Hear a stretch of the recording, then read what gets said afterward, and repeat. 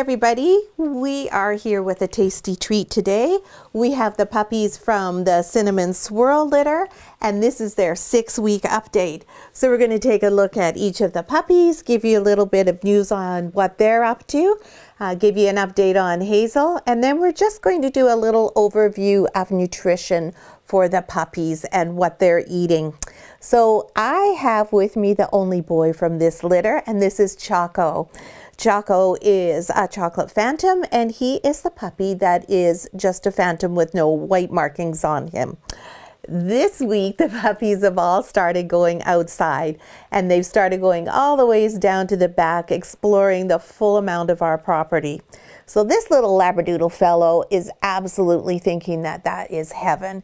He just is crazy about going outside at full speed, runs out as fast as he can, rolls in the grass, and just has the best time.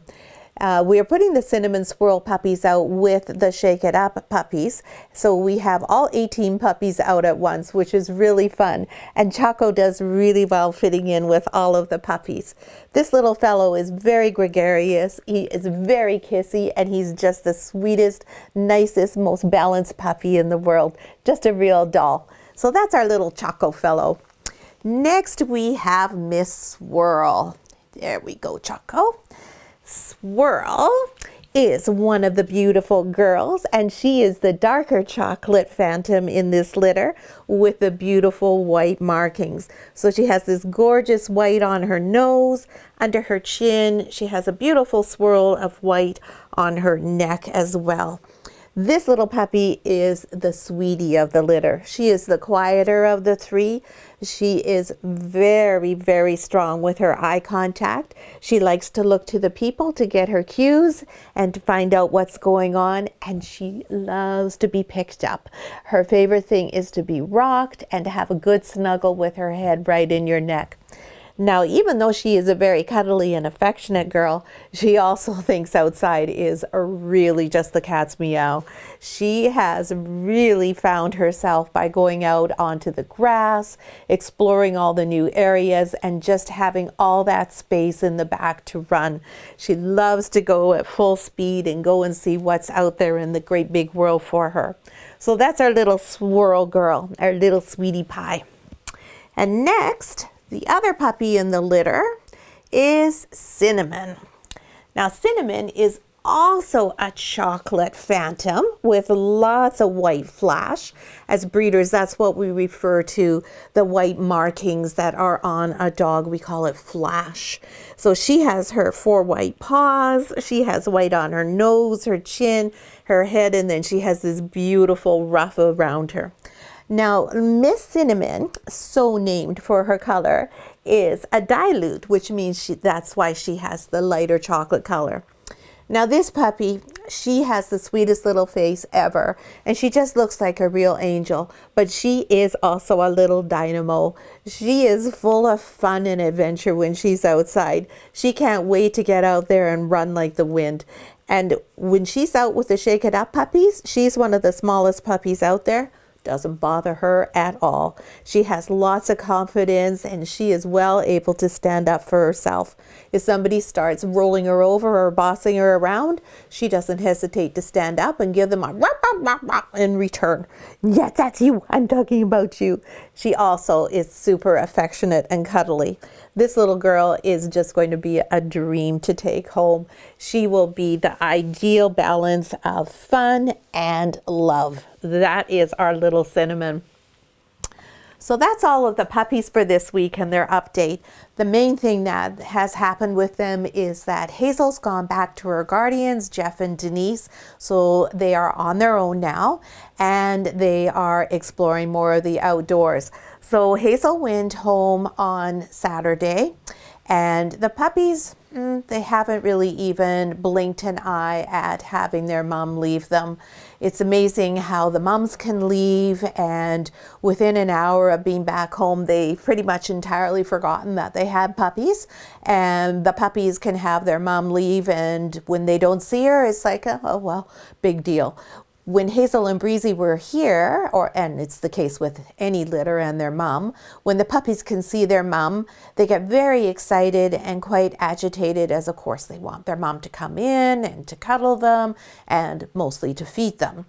The instinct to nurse is all pervasive. So once their moms are gone and they don't see their mom every day, it's like, oh, okay, well, that's fine. And instead, they react to seeing either Reynold or myself, because now we represent that scarce resource known as food. So we're going to talk just a little bit about their food today. I know you're all watching all of our other videos and that you've watched the other ones on nutrition, on raw food, on dry food, on the treats and bones. So I know you're pretty familiar with all those things. And for anyone who's watching this video and hasn't seen those other ones, we would encourage you to go and look at our other litters and run through the episodes and find the ones on nutrition, raw food, bones, treats, etc., and watch those to get a full education on the things that we feel are important in terms of nutrition for your dog. All of our videos right at the top have a little description, and there's a little box that says see more. If you click on that, there's a timestamp for each video, so you can go to the part that speaks specifically about food and just click on there. It will take you directly to that part of the video. You can watch it, it's shorter, and you can learn what you need to learn about the nutrition aspects that we speak of. So today we're just going to go over a few of the highlights for the dog's nutrition. Now the main thing is all of our puppies are weaned to raw food. Your puppy will come to you and never have tasted a piece of kibble, well, other than as a treat here and there, but they will not have had any meals of any kibble. And sometimes people wonder, well, why do we do that? There's a large number of reasons, but overall the main reason for doing that is it is healthier for your dog. First of all, your dog is going to have beautiful teeth for a lifetime. You never need to brush your dog's teeth. They're not going to need to go to the dentist. They're not going to develop gum disease. You won't find that ugly tartar build up on their teeth if they're eating a good quality raw diet and having lots of nice fresh bones. Those are both nature's toothbrushes. And the other thing is with kibble, because of how it is made and how dogs are not able to actually break the kibble down properly in their mouths, it converts into sugar in their mouth, which attaches to their gums and their teeth and forms plaque and tartar and causes decay, bad breath, abscesses, and all sorts of things that you see in older dogs who are kibble fed. Whereas if dogs eat the diet that they are intended to eat, which is an all-natural one, which is raw food and bones and organs, their teeth are great. They stay in that shape right up until the day they die, which makes it easier for your dog to stay in prime condition, because if they're able to still eat properly when they're older, then they are going to be a healthier dog. Whereas if you see one of the older dogs who's eaten kibble, who've lost some of their teeth because they've gone rotten, or their jaws have gum disease, not their jaws, sorry, their gums have gum disease, then they're not able to eat a regular diet anymore because they have pain in their mouths or they're missing their teeth. Usually it's their canines that they're missing. So just take all of that into consideration when you are considering what we are saying about eating a raw diet. It's not just for today as puppies, it's intended to be for their entire lives to keep them in the best possible health that we can. Now, of course, it's important to use a good quality raw product. So we give you recommendations on various brands, and we give you also some of the brand that we start our puppies off with. The one that we start off with, we don't suggest that you necessarily feed that to your dog for life. If you wish to, that's fine. But mostly the puppies prefer when they get a little older to move to a bit of a coarser grind. The Crudo that we feed them as babies is a very fine grind, intentionally, so it's easier for the puppies to manipulate. So that's part of the reason for feeding them raw food. It's the underlying reason. There's nothing to say, though, that some dogs are not going to do better on kibble. Some dogs just can't handle eating a raw diet for whatever reason. And certainly if you ever have one of our puppies and you have any concerns about feeding your dog raw food, then we want you to get in touch with us and have a conversation with us so we can work out what is appropriate for your dog. Now, some people feel a little squeamish or uncomfortable handling raw dog food. Some people have concerns about, well, how do I keep my home safe, my kitchen safe? What about my kids? What about myself? What are the health risks? Are there health risks? How long can we keep it out and things like that? So raw dog food is exactly the same as raw meat in your kitchen that you prepare for your family. All of the same things that you do to keep yourself safe when you're preparing those foods is exactly what you do for raw dog food. Raw dog food is all human grade food and it is all inspected, just like yours is. Now, there are things included in raw dog food that is not in a human diet, as we do not eat as many organ meats and we don't eat our meat with the bones in it and things like that. And there's more skin and different types of fats that go into the dog's food that aren't sold commercially for people to eat. So that's the primary difference. But in terms of health and safety, it's every bit the same as if you're working with chicken or ground beef or any type of animal protein in your kitchen. So what we suggest you do is have a cutting board that you're going to prepare your dog's food on that's just for your dog, and have one knife that's just for your dog to be able to cut off the chunk off of the block or the tube, whatever it is that you're feeding your raw dog, and just keep that for your dog. And then all you need to do is wash that in hot soapy water, and that's all you need to do. And then wash your hands afterward. That's it. There's nothing magical about it. There's nothing dangerous. There's nothing worrisome. In fact, dogs who eat raw food do not have bacteria in their mouths from the raw food. They may have bacteria in their mouths from licking themselves in other locations or licking something on the ground, but they will never have bacteria in their mouths from what they eat. Whereas a dog who eats kibble always has bacteria in their mouth. You are more likely to get bacteria from a kibble-fed dog than you ever are from a raw-fed dog. Certainly not from the food. You're not going to get any bacteria. Now, people often worry about salmonella and, oh my goodness, what are we going to do about salmonella? And what about our kids? And what if the dog licks us? Well, our dogs lick us hundreds of times a day. We have way more dogs than you do at home. So for instance, right now we have the 18 puppies. We have our own 4 dogs, our adult dogs. We have 2 puppies we're keeping for breeders in Europe, so they stay here with us for a longer period of time. And we have one of our guardian dogs with us as she is in season, so she's here to make some puppies for us. So we have all those dogs and they're all eating raw food and they're constantly licking us. You can see from just in the beginning of this video, I have my mouth on the dog's mouths all the times. Their tongues are in my mouth all the time. They lick my nose, my eyes, everywhere. And yes, we try to remember to always wash our hands, but we don't. Let's be honest, Reynold and I often are handling the puppies and then go and do something and then forget to wash our hands. We do always remember after we handle their food and before we prepare our own food or eat food with our hands, we wash our hands then. But throughout the day, we often are forgetting to wash our hands. So like now I've made the video and I may go and do something and I'll forget to wash my hands immediately. And we're both quite healthy and we're still here. So about 35% of all dogs are carrying salmonella in their bodies. This is sort of an average estimate. Salmonella doesn't generally affect dogs. When dogs eat a raw food diet, their stomach stays at the correct pH balance. Dogs naturally have a really acidic cast iron gut, and that's because they're scavengers. So that allows them to eat things that normally, certainly we couldn't eat or process without being really ill. So they can eat things that are what we would term rotten. They can eat garbage. They can eat just everything and be able to process it without a problem. And that's because their pH level is so high in their stomach. It's so acidic that they are able to break things down really easily and handle all of these extra bacteria. Whereas if they're on a kibble diet, that artificially lowers their pH to a very low level. This leaves them susceptible to a variety of different infections.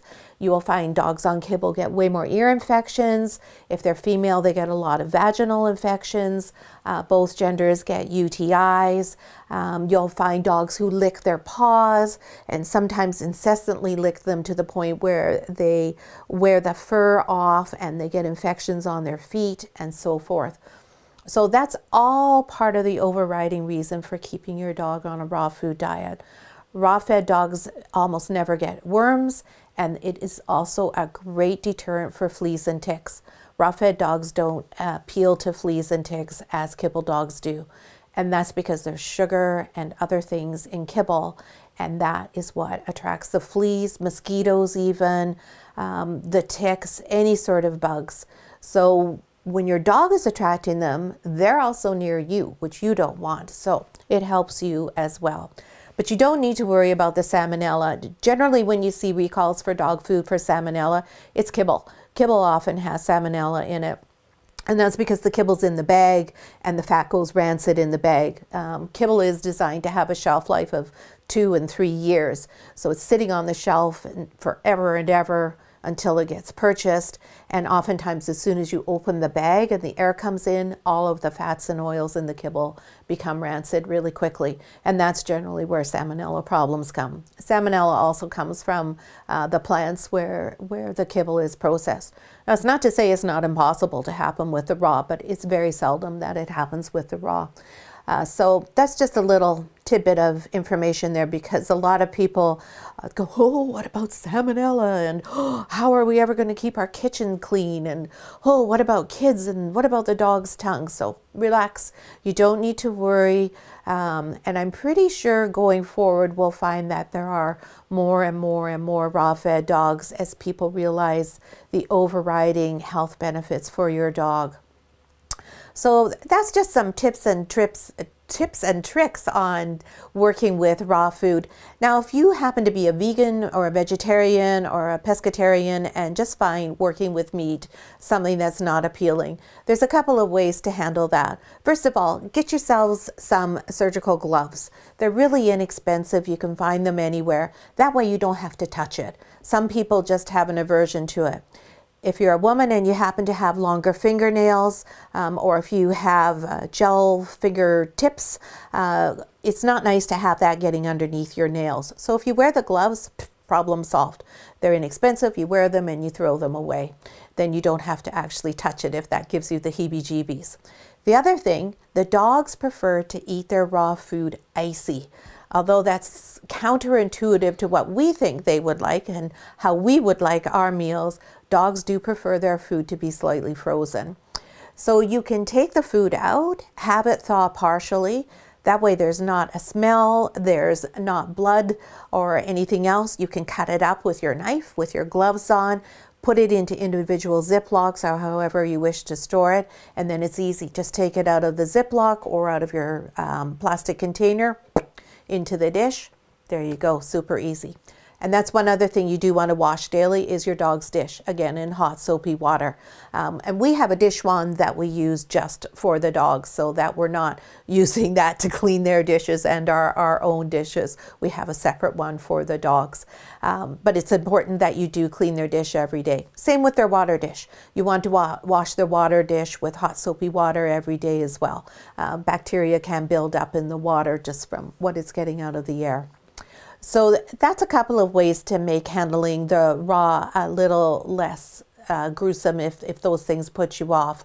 The other thing you can do is you can buy raw food that's already formed in a shape. Sometimes it comes in a patty, but in individual servings, and they're wrapped, and all you have to do is take the wrapper off and put it out for your dog. So you really aren't touching anything. No need for a knife, no need for a chopping block, nothing at all.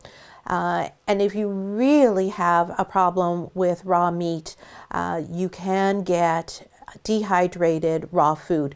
Primal is the brand that we recommend, and it just comes in a little cube. It looks like compressed alfalfa, and the dogs quite like it. It's not as good for them, but still it's good. And you can either rehydrate it with water or goat's milk, or you can just feed it to them in its format that it comes in. So those are some ways to help you when you are dealing with raw and you find it unpleasant to do so. The little dehydrated things are also great for when you're traveling, because it can be really hard to travel with the raw dog food. So it's great to just take some of those, and you can take that across the border as well if you're traveling into the U.S. And it's easy to pack in your suitcase if you're flying with your dog. The bags are very compact, and they are very concentrated, so you don't feed your dog a large quantity. But the one thing that is really essential that you add to your raw food diet is bones. Your dog does need to have fresh bones. Fresh bones should comprise 1/3 of your dog's diet. It's really important that they have the calcium, they have the phosphorus, and the other minerals that are in the bones. They can be any kind of bone. A dog can eat any bone whatsoever as long as it's raw, but never a cooked bone. Now, you hear sometimes people saying, oh, geez, I've heard about dogs that have eaten bones and they've gotten them stuck in their stomachs and had to go to the vet, or they've been stuck in their throat, or this, that, or the other thing. So again, if you have a kibble-fed dog and they have that lower pH level, they're not able to break the bone up in their stomachs, and it can cause a problem, definitely. If you have a raw-fed dog, they have that good pH level, and they can take a good, generous hunk of bone, and they will break that down naturally, and there'll be no problem for your dog. It won't get stuck in their throat because they have the nice, strong, healthy teeth, so they're able to crush the bone more effectively, and they don't get quite as big chunks that are going into their system. And again, as long as you aren't feeding cooked bones, you're not going to get sharp points. Now, if your dog has a bone and you see there's a little bit left and it is pointed, pick it up and throw it away. Don't let them have the same bone for more than 4 days. The bone's going to get dried out and it will start to splinter even if it's raw. So you want to make sure you throw them out and rotate them every 4 days. If you have a marrow bone, you want to make sure that it's large enough that they don't have just a little ring left, because they could get their jaw stuck on the ring and have the bone stuck in their jaw. That's not a good thing or a very pleasant thing. So you want to have a good, decent sized bone. And everywhere you can buy raw food will also sell raw bones. You can get them from your butcher, you can have him custom cut them for you, or you can even get them at the grocery store. We buy ours at the same location that we buy our raw dog food from, as they have the ones that are ideal and they have already cut them into the right size for the dogs. So that's some tips on feeding your dog raw food. You can feed your dog all sorts of fruits and vegetables for treats when you're doing training. Don't feel shy at all about using dehydrated treats such as the ones we have from Puppy Love for training purposes or in a Kong. But you can also mix that up with little bits of kibble. You can easily buy a small bag of the Nutrient Sub-Zero kibble, and you can put that into their Kong, and you can also have that when you go to training class. Kibble represents a low value treat, and it's really important when you're training to have a low value and a high value. And you'll learn that when you go to your classes when you use each one of those. And the kibble also is not as high or in calorie or as rich as the dehydrated liver treats are. So you wouldn't want to feed your dog like a pound of liver treats, obviously. But with the kibble, you don't need to worry so much about it and whether it's causing any harm to your dogs in terms of being too rich. So that's some tips on nutrition today. And what we really want to stress is, if for any reason you're uncomfortable about feeding raw, or you have any questions or concerns about the health, the safety, is it balanced? If you go and your vet says, oh, I don't think raw food is the way to go, we really don't like raw food, come and talk to us. Ask us a question here below these videos. Email us if you're one of our families, or post on the Facebook group if you want. We're all here to support you and to provide you with as much information as we possibly can. Most vets don't get training in nutrition, so raw dog food is something they're not familiar with. And sometimes that's why they tend to be a little bit hesitant about it. Also, they worry that you're not buying a commercially prepared product that's properly balanced.